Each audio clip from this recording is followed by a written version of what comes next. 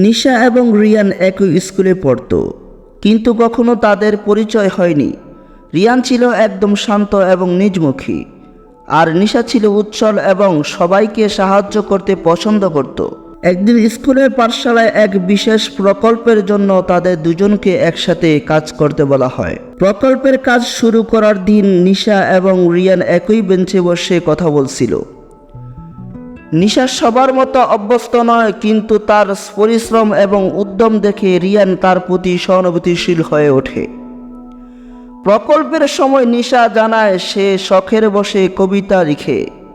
রিয়ান তার কবিতা পড়ার জন্য উৎসাহ দেয় এবং এভাবে দুজনের মধ্যে বন্ধুত্ব তৈরি হয়। একদিন প্রকল্পের কাজ চলাকালীন রিয়ান মৃদু হেসে বলল, তোমার কবিতাগুলোর মতোই তুমি তোমার প্রকল্পের মনোযোগী, মনে হচ্ছে তুমি সবকিছুতে ভালোবাসা নিয়ে কাজ করো। নিশা লজ্জা পেয়ে বলল, ধন্যবাদ রিয়ান, আমি সত্যিই ভালোবাসা ও যত্ন দিয়ে কাজ করি। তুমি জানো, যখন তুমি কাউকে সাহায্য করো সেটা শুধু কাজ নয়, এটা একটা অনুভূতি। রিয়ান বুঝতে পারে তার অনুভূতির মধ্যে নিশান এর প্রতি বিশেষ আকর্ষণ তৈরি হচ্ছে। প্রকল্পের কাজ শেষ হয়ে গেলে রিয়ান একটি চিঠি লিখে নিশার এর কাছে দিয়ে বলে, এই চিঠিতে আমি তোমার প্রশংসা পাওয়ার চেয়ে বেশি কিছু পাবো। আমি তোমাকে পছন্দ করি এবং আমি তোমার সাথে আরও সময় কাটাতে চাই।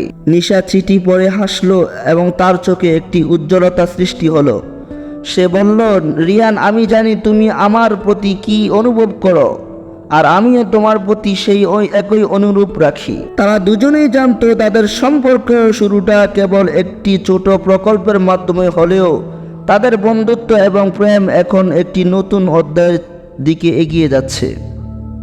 পাঠশালার পিছনের বেঞ্চে শুরু হয়েছে তাদের জীবনের একটি নতুন গল্প।